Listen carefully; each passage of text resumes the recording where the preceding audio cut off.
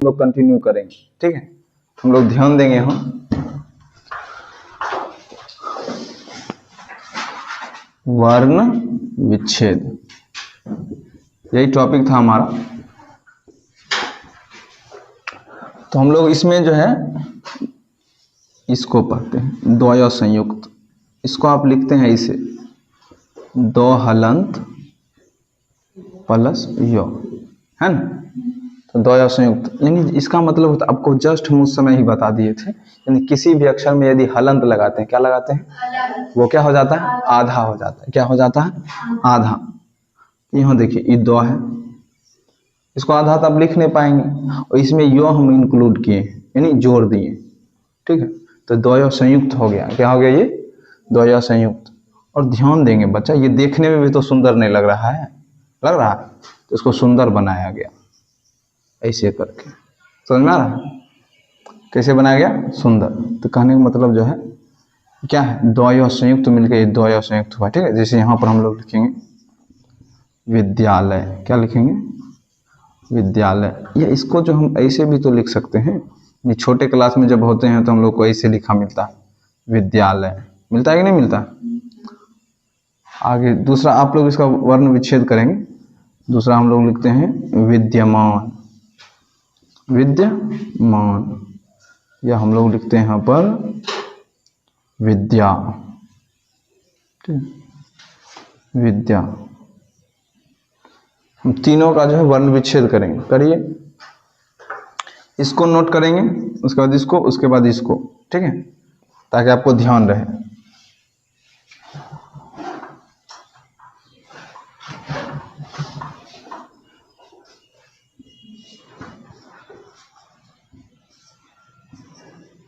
देखिए वर्ण विच्छेद करते हैं। वी है तो वी को क्या लिखेंगे, वो हलंत प्लस ई। इसमें किसकी मात्रा छिपी हुई है, हरस वी की। छिपी है क्या, छिपी है, हाँ। ये देखिए ये क्या है, दो संयुक्त है, दो यो संयुक्त। लेकिन यो में क्या है बच्चा, आ की मात्रा लगी हुई, आ। विद्या, अलय, लो हलंत, हलंत प्लस यो, विद्यालय, ठीक है। बात समझ में आ रहा है। उसके बाद हम लोग लिखेंगे विद्यमान। सब आसान है। अब हर्षवी, दो, विद्य हो गया, अयो है ना, यो में अ छिपा है, विद्यमान। विद्यमान का मतलब होता है उपस्थित या मौजूद।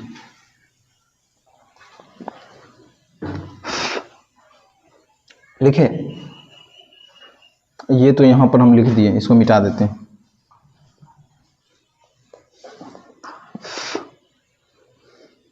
आगे करें,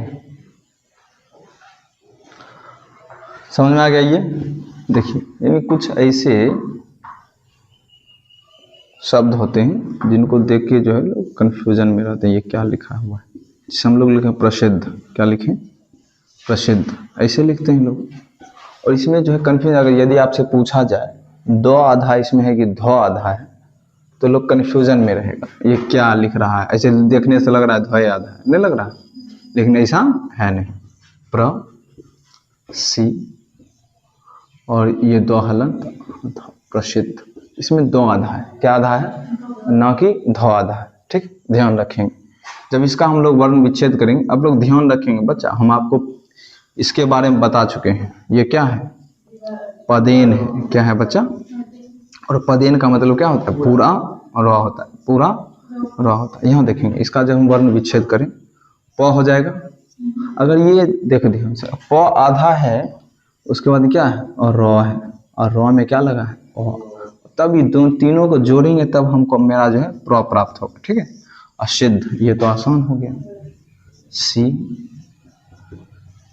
दो, धा पूरा है तो धा में आ, ये ठीक है। यह क्या, प्रसिद्ध। यहाँ ध्यान देंगे, यहाँ लोग कंफ्यूजन में रहता है, अरे प तो दिख रहा है, यानी इसका प के साथ अ भी लगना है, लेकिन प के साथ अ नहीं लगेगा, क्योंकि यहाँ पर प आधा है। और ये जो रेफ है, सॉरी पदेन है, और पदेन का मतलब क्या होता है, पूरा। और हम आपको इसी स्व के बारे में भी बताए थे। ये स्व है, क्या है बच्चा, स्व हलंत। जैसे हम इसमें ये क्या लगाते हैं, पदेन लगाते हैं। क्या लगाते हैं, पदेन, तो ये क्या हो जाता है, पूरा स्व। ऐसे लिखते हैं हम लोग। और जैसे ही पदेन इसे मिटा देंगे तो इसको भी हमको मिटाना पड़ेगा, जैसे इसको लगा देंगे इसको भी लगाना पड़ेगा, ठीक है। उसी पर यहाँ पर है प्रकाश, क्या हो गया, सॉरी प्रसिद्ध। दूसरा आप लोग बनाइए खुद, प्रकाश बनाइए तो, और एक बनाइए प्रेम, क्या प्रेम। हम लोग ज़्यादा बातचीत नहीं करेंगे, अपने टॉपिक को कवर करेंगे। लिखिए,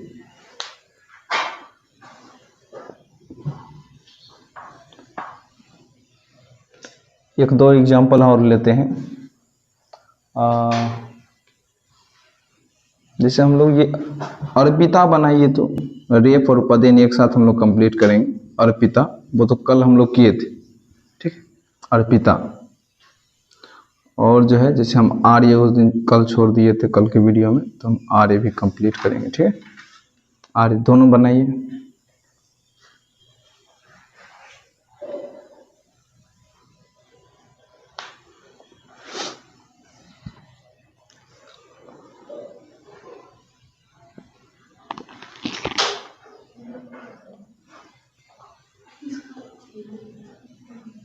देखिए ध्यान से, क्या है बच्चा, प्र है ना, तो प आधा होगा। ये पदेन है, पदेन का मतलब क्या होता है, सबको ध्यान देंगे बच्चा।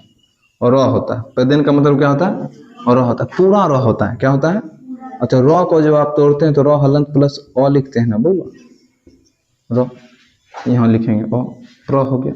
का है, को हलंत प्लस आ, स है, स हलंत प्लस अ, प्रकाश, क्या हो गया, प्रकाश। ये देखिए प्रेम, देखिए ध्यान से, यहाँ प तो रहेगा आधा है ना, और देखिए और रो, इसमें मात्रा किसकी है, ए की मात्रा है, ए, तो क्या होगा ए, ऐसे लिखा रहेगा बच्चा, तो इसको आप ऐसे लिखिएगा ना, रो हलंत प्लस ए। तो उसी प्रकार देखिए प और रो में ए है, ठीक है, प्रेम, प्रेम, क्या हो गया, प्रेम। लिख लिए। अर्पिता को हम लोग लिखते हैं, अ तो स्वर है तो अ को अ ही लिखा जाएगा। उसके बाद अ के बाद देखिए किसका उच्चारण है, र का, अर्पिता, तो र लिखेंगे। और आपको हम बता चुके हैं ये रेफ है, और रेफ का मतलब क्या होता है, आधा, क्या होता है, आधार।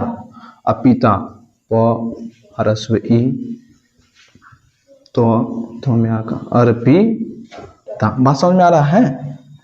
और ये तो आसान है, हम लोग कल ही पढ़े थे। आ रहेगा ही, ये नहीं सोच लेना है आ है तो अ प्लस अ लिख दे, तो क्या हो जाएगा, गड़बड़ हो जाएगा। आ एक क्या है, स्वर है, और दीर्घ स्वर है, क्या है, दीर्घ स्वर। हम लोग जो है पिछले वीडियो में सब सारा कुछ कंप्लीट किए हैं, ठीक है। जिनको न समझ में आए इससे पहले के जो है लेक्चर को देखेंगे, ठीक है, तो सारा कुछ क्लियर हो जाएगा। ये देखिए ये देखिए पद, ये जो है जिस अक्षर पर होता है उससे पहले इसको पढ़ा जाता है, ठीक है। आ, उसका क्या होगा, रो, अयो। और पदे, इसका मतलब क्या है, रेफ है, और रेफ का मतलब हर समय क्या होता है, आधा रो, क्या होता है, ध्यान रखना है। लोग कंफ्यूजन में रहते हैं, ये दोनों का हम यूज कैसे करें। इसको पदेन कहते हैं, इसको रेफ कहते हैं, ठीक है। लेकिन नोट कर लिए होंगे, हाँ आइए आगे लिखेंगे।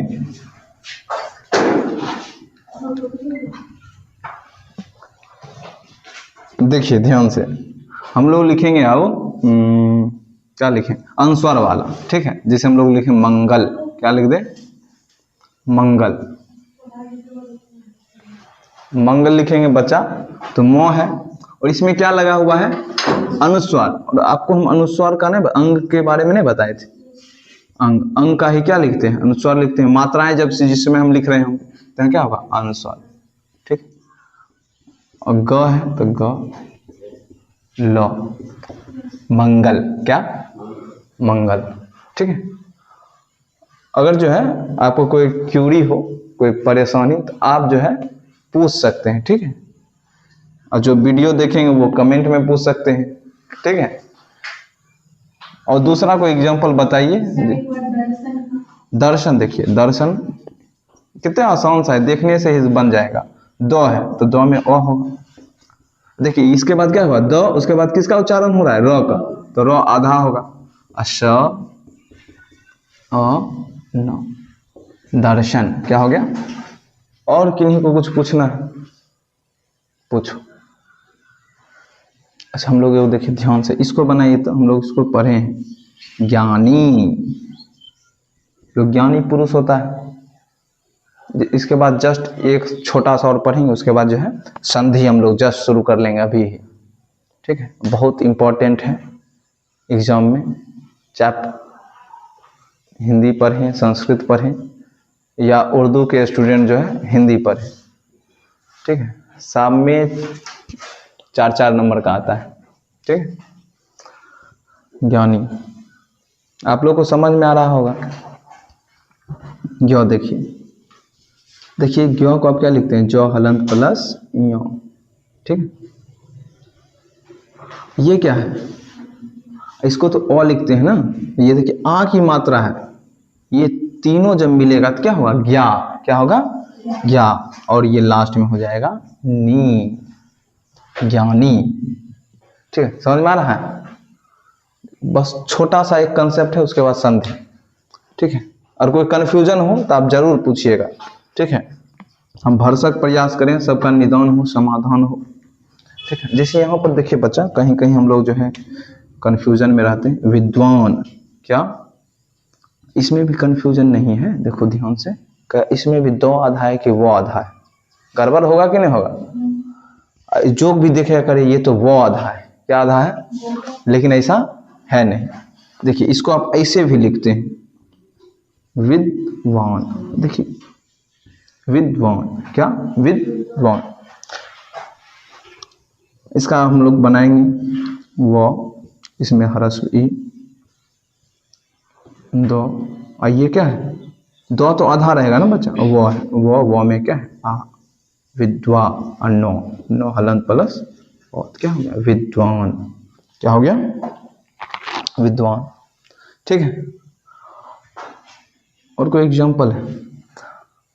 एक एग्जाम्पल है, हम लोग लिखते हैं पारश्वनाथ। क्या, पारश्वनाथ। ये जो बनाएंगे वो बहुत अच्छे स्टूडेंट होंगे, ठीक है। जिनसे बन पाए, जिनसे नहीं बन पाए वो भी अच्छे हैं, ठीक है। देखिए पारश्वनाथ,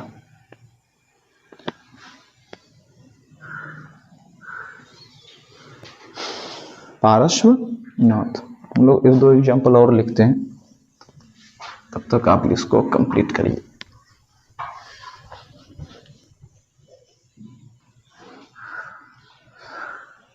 और ये वो अनाउंसमेंट है कि जो है संस्कृत व्याकरण 10th पूरा आपको YouTube पर ऐसे ही मिलेगा, ठीक है। पूरा, जब तक आप पूरा व्याकरण ना पढ़ लें तब तक।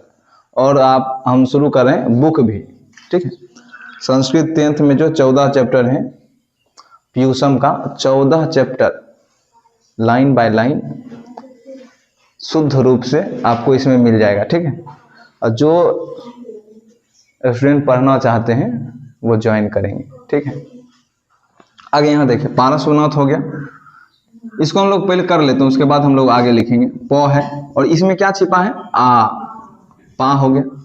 यह देखिए सब सुनिए, पारश्व क्या है, और हम जस्ट आपको बताए हैं बच्चा, क्या बताएं, इसका जो उच्चारण है र का, क्या होता है, उसके एक अक्षर पहले होता है। क्या होता है, पहले। तो यहाँ देखिए, ये देखिए से पहले स्व है, क्या है, स्व। इस यहाँ पर स्व पहले लिखेंगे कि र लिखेंगे, इससे भी पहले आना होता है। देखिए यहाँ पर हम लोग देखेंगे, जैसे रश्मि लिख देते हैं, क्या लिख देते हैं, रश्मि। तो लोग कन्फ्यूज, अरे ये कैसे हो रहा है। जैसे हम लोग अग्नि हम लोग बात किए थे, ठीक है। तो एक नियम होता है कि किन्हीं दो संयुक्ताक्षर के बीच जब दो अक्षर जुड़ रहे हों तो उनके बीच में हर्षिकार का प्रयोग नहीं होता। देखिए ये तो रश्मि है, तो आप इसको ऐसे कभी नहीं लिख सकते हैं कि हम ऐसे लिख दिए ये हमारा सही हो जाएगा, नहीं होगा। जैसे हम लोग स्त्री लिखते हैं, स्त्रियां, स्त्रियां। देखिए अब लोग यहाँ ऐसा सोचेगा हम लोग ऐसा लिखें तो ये क्या हो जाएगा, गलत हो जाएगा। क्या हो जाएगा, गलत। ये भी क्या हो जाएगा, गलत, ठीक है। तो कहने का मतलब वही है। ये देखिए ये दोनों क्या है, संयुक्ताक्षर है, इसलिए इसका जो है उच्चारण यहाँ ना हो गया, यहाँ हो रहा है। पा रस्व रो हो गया, स्व स्व हलंत। और ये देखिए आधा स्व है, इसलिए क्या लिखे ऐसे। अब वो है पूरा पारस्व नाथ, न तो बच्चा है ना, नाथ। बात समझ में आया बच्चा? पारस्व नाथ, ठीक है। और रश्मि भी बना लेंगे आप लोग। रश्मि, रश्मि का मतलब होता है किरण, ठीक। और किसका उच्चारण हो रहा है? स, रश्मि, मोहलन प्लस ई, ठीक है, रश्मि। बात समझ में आ रहा है?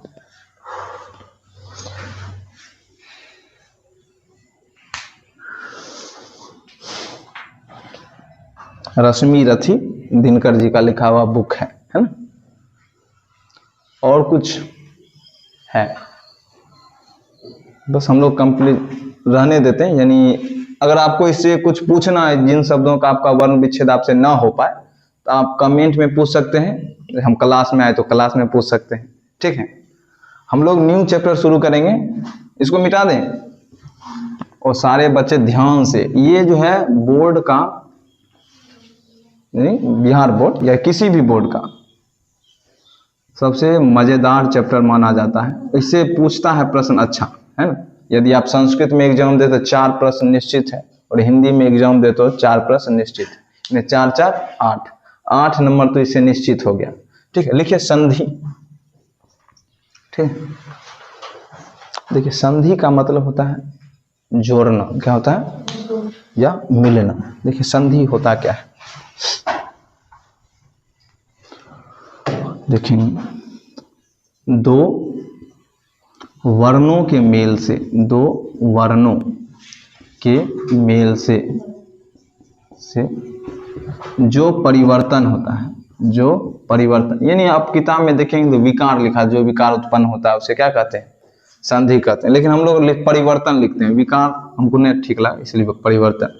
दो वर्णों के मेल से जो परिवर्तन होता है उसे क्या कहते हैं? उसे संधि कहते हैं, उसे संधि कहते हैं, संधि कहते हैं। देखिए ध्यान देंगे बच्चा, ठीक है। जैसे सबसे हल्का एग्जांपल हम लोग लेंगे, हिम जोड़ आलय, तो क्या हो जाएगा? हिमालय, ठीक है। इसमें अ छिपा होता है, क्या छिपा होता है? अ। और ये वाला आ है, तो ये दोनों जैसे मिलेगा तो क्या हो जाएगा? आ। तो म में और आ जुटेगा तो क्या होगा? ही माँ, और लास्ट में लय, हिमालय, ठीक है। नोट करेंगे।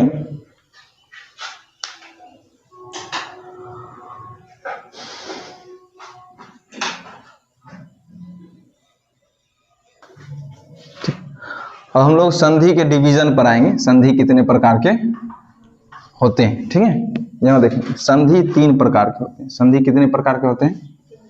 3, ठीक। पहला स्वर संधि, स्वर संधि, ठीक। दूसरा व्यंजन संधि, व्यंजन संधि। तीसरा हम लोग लिख सकते हैं क्या होता ही है? विसर्ग संधि, विसर्ग संधि, विसर्ग संधि, ठीक। ये संधि 3 प्रकार का। स्वर संधि को कुल मिला के स्वर संधि के 5 भेद हैं। कितने भेद हैं? 5। पहला हम लोग पढ़ेंगे दीर्घ स्वर संधि, इसको दीर्घ संधि लिखते हैं, दीर्घ स्वर संधि। दूसरा लिखेंगे बच्चा गुण स्वर संधि या गुण संधि, है ना। स्वर नहीं लिख रहे हैं बीच में। तीसरा है वृद्धि संधि। चौथा है यन संधि, और 5वां है अयादि संधि, ठीक है।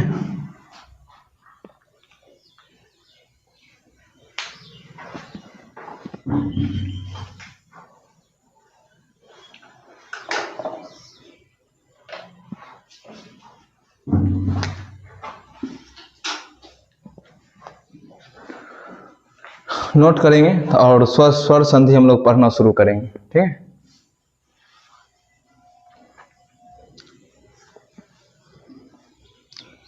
देखिए इसका नाम ही है स्वर संधि। क्या नाम है? स्वर संधि। देखिए संधि दो वर्णों के मेल से जो परिवर्तन होता है उसको क्या कहते हैं? संधि कहते हैं। उसको क्या कहते हैं? संधि। अब यहाँ देखिए स्वर नाम है, क्या है? स्वर। कुल स्वरों की संख्या 13 है। कितनी है? संस्कृत में। यदि हिंदी में आपसे पूछा जाए कुल स्वरों की संख्या कितनी? 11। कितनी है? 11। उसमें हम लोग जो पढ़े उसमें जो है दीर्घ और लिरी को क्या करते हैं? हटा देते हैं। तो कितने हो जाता है? 11 हो जाता है। हिंदी में कितने स्वर हैं? 11। और संस्कृत में कितने हैं? 13। ठीक है। हम लोग मिटाते हैं सब कुछ। सबसे पहले हम लोग पढ़ते हैं स्वर संधि। देखिए स्वर का मतलब क्या है? स्वर आ जाते हैं, स्वर जो खुद पर निर्भर करता है, ठीक है। यहाँ देखिए इसका डेफिनेशन क्या हो जाएगा? दो स्वरों के मिलने से क्या हो जाएगा बच्चा? दो स्वरों के मिलने से जो परिवर्तन होता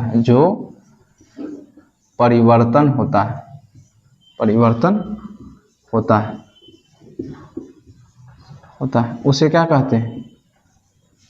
उसे स्वर कहते हैं। उसे स्वर संधि कहते हैं। स्वर संधि कहते हैं। ध्यान से लिखेंगे। दो स्वरों के मिलने से जो परिवर्तन होता है उसे क्या कहते हैं? स्वर संधि कहते हैं, ठीक है। और इसके हम जो है इसके भी भेद पर आएंगे या कितने प्रकार का होता है, ठीक है। बहुत सारा एग्जाम्पल भी करेंगे।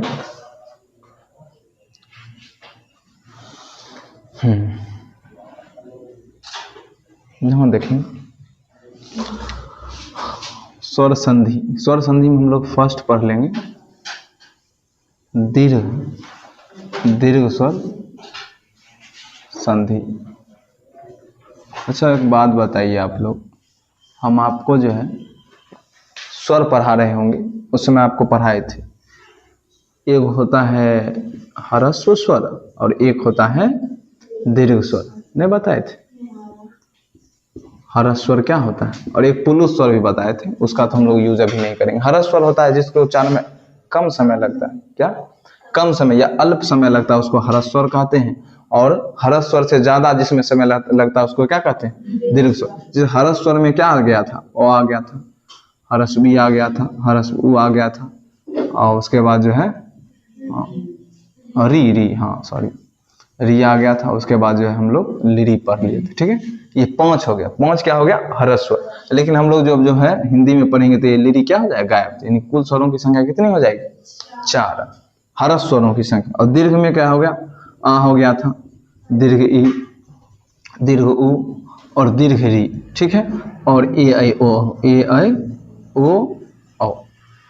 इसलिए हम आपको बता रहे हैं ताकि ये पढ़ना क्या हो जाए? आसान हो जाए, ठीक है। जो नए लिखे इसको भी नोट कर लेंगे, ठीक है, कहीं दूसरे जगह, ये नहीं कि इसके नीचे। देखिए दीर्घ संधि कहते किसको? दीर्घ का मतलब क्या हो गया? ये ना जिसको बोलने में अधिक समय लगता है। क्या लगता है? अधिक समय लगता है ह्रस्व स्वर की तुलना में, ठीक है। तो आगे हम लोग पढ़ना शुरू करें। नोट कर लिए?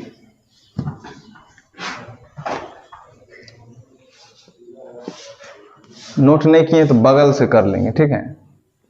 आगे देखेंगे दीर्घ क्या, इसका डेफिनेशन देखिए, बहुत आसान सा है। ह्रस्व स्वर क्या? ह्रस्व स्वर या दीर्घ स्वर के बाद, ह्रस्व स्वर या दीर्घ स्वर के बाद। डेफिनेशन सुनेंगे बच्चा तो इसका सारा कुछ क्लियर होगा।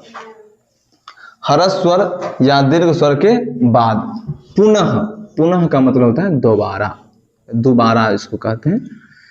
पुनः ह्रस्व स्वर या दीर्घ स्वर आए, पुनः ह्रस्व स्वर या दीर्घ स्वर आए, या दीर्घ स्वर आए तो दोनों के स्थान पर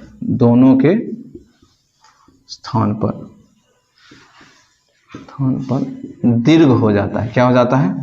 दीर्घ हो जाता है। दीर्घ का मतलब है दीर्घ स्वर हो जाता है, हो जाता है। ठीक है, इसमें हम लोग 4 कंडीशंस पढ़ते हैं, 4 प्रकार से।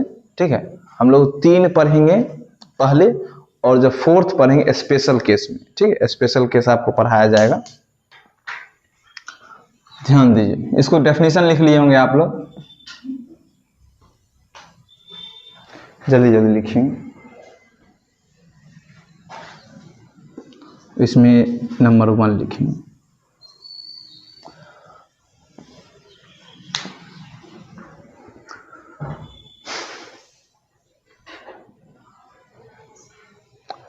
देखिए, ह्रस्व स्वर भी पता है, दीर्घ स्वर भी पता है ना। ह्रस्व स्वर या दीर्घ स्वर के बाद पुनः क्या आ जाए, ह्रस्व स्वर या दीर्घ स्वर आ जाए तो दोनों के स्थान पर क्या हो जाता है, दीर्घ हो जाता है। क्या हो जाता है, दीर्घ। यही लिखें, देखिए ध्यान से सबको देखिए बच्चा। अच्छा एक बात बताओ, सबको बताना है, ओ ह्रस्व स्वर है कि दीर्घ स्वर है, ह्रस्व स्वर है कि दीर्घ स्वर बताओ। और आ क्या है, ह्रस्व स्वर है कि दीर्घ स्वर, दीर्घ स्वर है। ठीक है, फिर ओ लिखेंगे, फिर क्या लिखेंगे, आ। देखिए ध्यान से, धरती इधर से उधर हो जाए, क्या हो जाए बच्चा, धरती इधर से उधर हो जाए, लेकिन सिर्फ 4 कंडीशंस बनेंगे। कितने, 4। देखिए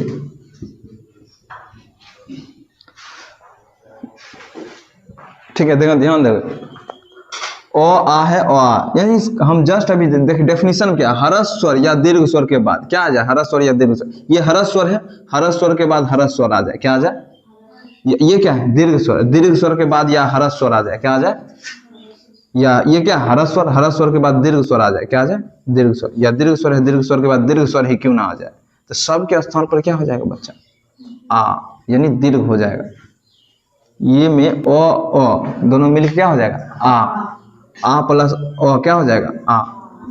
कहने का तात्पर्य है बच्चा, ओ और आ का मिलन हो, हर समय क्या होगा, आ ही होगा। क्या होगा, आ ही। ये क्या है, ह्रस्व है, ह्रस्व के बाद ह्रस्व, क्या, दीर्घ आ गया। दीर्घ के बाद भी ह्रस्व, फिर भी क्या आ गया, दीर्घ आ गया। ये क्या है, ह्रस्व है, उसके बाद दीर्घ आ गया तो दीर्घ हो गया। आ दीर्घ है, ये भी दीर्घ है तो दीर्घ हो गया। यानी डेफिनेशन ही क्लियर कर रहा है, कुछ भी हो तो हर कंडीशन में क्या होगा, आ ही होना है। क्या होना है, आ ही होना। और 4 कंडीशन से ज्यादा हम लोग इसमें लिख नहीं सकते, होगा ही नहीं। कहेगा नहीं नहीं हम इसको आगे लिखेंगे, इसको पीछे लिखेंगे, दोनों अलग अलग ओ है, तो ऐसा कोई बात नहीं, ओ होता है। यहाँ देखिए ध्यान से, क्या लिख सकते हैं, धर्म।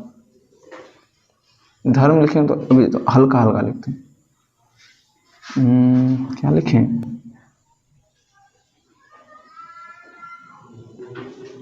याद हो तो नहीं आ रहा है, धर्म ही लिखो। धर्म प्लस अर्थ, धर्म प्लस अर्थ, यानी यहाँ अर्थ का मतलब होगा के लिए। क्या, के लिए, धर्म के लिए। और एक बात निश्चित कर लेंगे, आप उन्हीं 2 शब्दों का संधि या संधि विच्छेद करते हैं जिनका कोई ना कोई क्या हो, अर्थ हो। ये नहीं कि जो कुछ लिख दिए, यानी जो है धर्म का भी कुछ ना कुछ क्या है मतलब है, और अर्थ का मतलब भी है। ठीक है, यहाँ ध्यान देंगे सबको। मोह है बच्चा, क्या है, मोह। तो मोह को आप क्या लिखते हैं, मोह हलंत प्लस ओ लिखते हैं, और ये वाला ओ इसके साथ मिलेगा, मिलेगा कि नहीं मिलेगा। ये दोनों मिलने के बाद क्या हो जाएगा, आ। क्या हो जाएगा, आ। तो मोह में आ जुड़ेगा बच्चा, मोह हलंत प्लस आ, तो क्या हो जाएगा, माँ। क्या हो जाएगा, माँ। धो हो जाएगा मोह में आकार, और ये वाला रेफ और थो, धर्मार्थ। क्या हो जाएगा, यानी धर्म के लिए। क्या हो जाएगा, धर्म के लिए। आगे दूसरा एग्जांपल देखिए बच्चा, आ है ना, जैसे हम लोग लिख सकते हैं विद्या, क्या, अजोर अर्थी, क्या, अर्थी। यहाँ देखिए विद्या हमने समझ रहे हैं, ज्ञान जो हम अर्जित करते हैं। अर्थी का मतलब होता है यहाँ पर, ये 2 मतलब होता है, और एक जो आपको पता ही है, यानी जब कोई भगवान के पास चला जाता है, यानी स्वर्ग सिधार जाता है, तो उसको 4 लोग जो है कंधे पर लेके जाते हैं, जिस पर ले जाते हैं वही क्या कहलाता है, अर्थी। ठीक है, और एक अर्थी का मतलब होता है चाहने वाला। क्या होता है, विद्या चाहने वाला क्या हो जाएगा? विद्यार्थी। सत्य चाहने वाला क्या हो जाएगा? अपना चाहने वाला। स्व चाहने वाला क्या हो जाएगा? स्वार्थी। क्या हो जाएगा? तो अर्थी का मतलब क्या हो गया? चाहने वाला। ठीक है, यहाँ देखें इसमें क्या है बच्चा? आ की मात्रा छिपी हुई है, आ प्लस अ, तो ये दोनों भी जुड़ेगा तो क्या हो जाएगा? आ। तो यहाँ क्या होगा? विद्या, इसमें जुड़ गया था अर्थी, विद्यार्थी। समझ में आ रहा है? विद्यार्थी। और तीसरा हम लोग लिखें क्या है?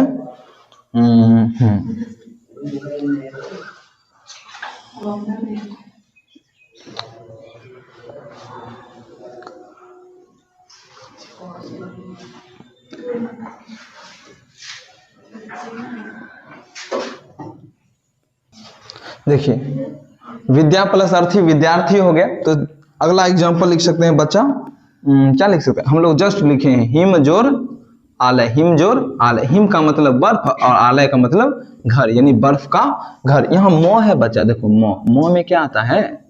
मो हलन प्लस अ, और इसका क्या है? आ। क्या है? आ। ये जब दोनों को मिलाएंगे तो क्या होगा? आ। तो ही हो गया, ये दोनों मिल के क्या हो जाएगा? माँ। लास्ट में क्या बच गया? लय। हिमालय। ठीक है, आगे एग्जांपल लिखेंगे क्या है? इसको भी लिखते हैं विद्यालय ही लिखते हैं, विद्या जोर आलय, विद्या जोर आलय। देखिए आ जोर आ, आ जोर आ तो क्या हो गया? विद्यालय। ठीक है, हम आपको कह चुके हैं जो वर्ण विचार पढ़े हुए हैं और वर्ण विच्छेद पढ़े हुए हैं उनके लिए संधि एकदम आसान है, बहुत आसान है। ठीक है, और बहुत सारा हम एग्जांपल लिख देते हैं। हम अपना ही नाम लिखते हैं कि नहीं? वो बहुत सुंदर है नाम हमारा, रोहिताश्व। क्या है? रोहिताश्व। इसका आप लोग वर्ण विच्छेद करेंगे। क्या करेंगे? हम लोग लिखते हैं नयनाभिलाषी, नयनाभिलाषी। ठीक है, स्वार्थ लिखते हैं ये। ठीक है, आज का लोग क्या है? स्वार्थी होता है। स्वार्थ और स्वार्थ में देखिए ध्यान से, एक शब्द होता है स्वार्थ। क्या होता है? एक होता है स्वार्थी। क्या होता है? बस इसमें कुछ डिफरेंस नहीं है। अब जस्ट हम आपको बताएं, अर्थ का मतलब क्या होता है? के लिए, अपने लिए। स्वार्थी, अर्थी का मतलब चाहने वाला, जो सिर्फ किसका चाहता है? खुद का चाहता है, उसको क्या कहते हैं? स्वार्थी। इसका वर्ण विच्छेद कैसे करेंगे बच्चा? देखिए स्व, स्व का मतलब होता है अपना, और अर्थ यानी जो अपना चाहता है, जो अपने लिए सब कर, उसको क्या हो गया? स्वार्थ। और दूसरा हम क्या लिखेंगे? स्वार्थी। स्व जोर अर्थी क्या हो जाएगा? स्वार्थी। जल्दी जल्दी लिखेंगे। और मेरा नाम है ना, यहाँ देखिए रोहित प्लस या धन, इसको धन कहेंगे। क्या कहेंगे? रोहित धन अश्व। क्या हो जाएगा? रोहिताश्व। तो लोग कंफ्यूज में आश्व लिखते थे, आश्व का कोई अर्थ नहीं होता। ठीक है, और दोनों का सम्मिलित रूप होता है रोहिताश्व। इसका अर्थ होता है अग्नि। क्या होता है? अग्नि। राजा हरिश्चंद्र के पुत्र का भी क्या नाम था? रोहिताश्व। क्या नाम था? ठीक है, राजा हरिश्चंद्र सत्यवादी, जिन्होंने जो है स्वप्न में भी सिर्फ देखा कि हमने जो है अपना पूरा राजपाट जो है क्या किया है? दान दे दिया है। क्या कर दिया है? दान। और जब सुबह सो के उठे तो जब ऋषि दुर्वासा उनके द्वार पर आए थे, उन्होंने दान मांगा तो जो है सब कुछ अपना क्या कर दिया? उनको दान कर दिया। और जो है सब, और पूरे पृथ्वी के वे राजा थे। किसके थे? और राजा थे। और एक बात बताओ, जब कुछ सब कुछ दान दे देने के बाद वो रहेंगे कहाँ? है कि नहीं? वो उनकी पत्नी और उनका एक पुत्र था रोहिताश्व। क्या नाम था? तीनों काशी चले गए। कहाँ चले गए? काशी। क्योंकि ऐसा माना जाता है कि काशी जो है पृथ्वी का हिस्सा नहीं है, वह शिव जी के त्रिशूल पर बसा हुआ है। किस पर? जब त्रिशूल पर बसा हुआ है तो कहने का मतलब वो पृथ्वी का हिस्सा, पूरे पृथ्वी के राजा हैं, वहां पर क्या कर सकते हैं? वो रह सकते हैं। और जो है दान देने के बाद दक्षिणा दिया जाता है। क्या दिया जाता है? दक्षिणा। और दक्षिणा सबको, जब कुछ सब कुछ सबको दे दिए हैं तो उनके पास कुछ नहीं है, तो दक्षिणा में क्या होता है? यानी एक अपने आप को जो है बेच देते हैं, 500 रुपया में, यानी 500 सिक्का में। किनके यहाँ? जिसको जो शमशान घाट में जो चिता जलाने का काम करते हैं उनके यहाँ जो है अपने आप को 500 रुपया में बेच देते हैं। और जो है अपनी वाइफ को जो है एक पंडित होते हैं उनके यहाँ बेच देते हैं 500 रुपया में, ठीक है। और जो है उनका एक पुत्र जो रोहित होता है, रोहिताश, उसको जो है अब माँ के साथ वो रहना चाहता है तो इसलिए जो है अपने माँ के साथ चला जाता है, ठीक है। यानी कुल मिला के उसको 100 रुपया, यानी कुल मिला के जो 1100 रुपया में जो है क्या 1100 रुपया उसको जमा होता है और वो 1100 रुपया क्या करते हैं? दक्षिणा में देते हैं, ठीक है। यही है सत्यवादी राजा हरिश्चंद्र की कहानी और उनके पुत्र का क्या नाम है? रोहिताश। ठीक, आगे देखिए ध्यान से। नयन, क्या?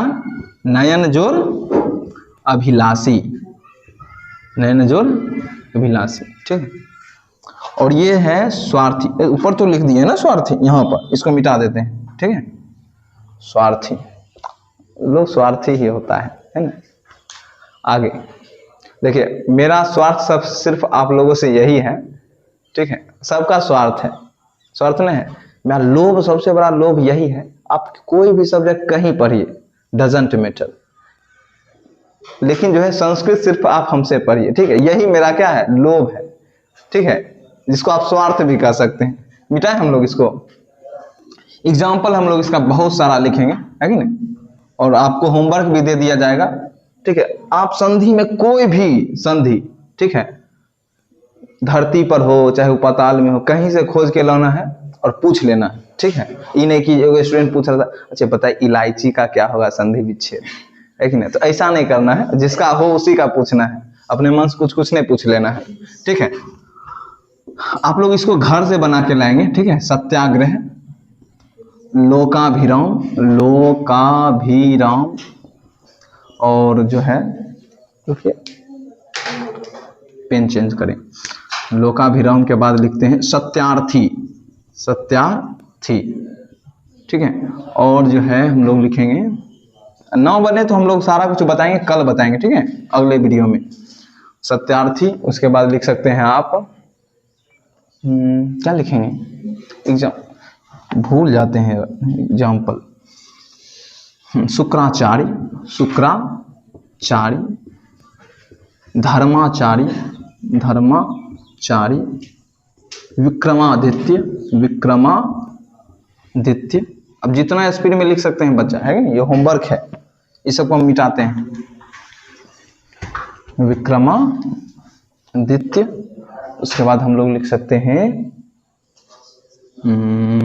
भोजनालय, ये तो बच्चा है, तो एकदम बच्चा वाला हो गया, भोजनालय, ये देवालय, और लिख सकते हैं आप क्या लिख सकते हैं,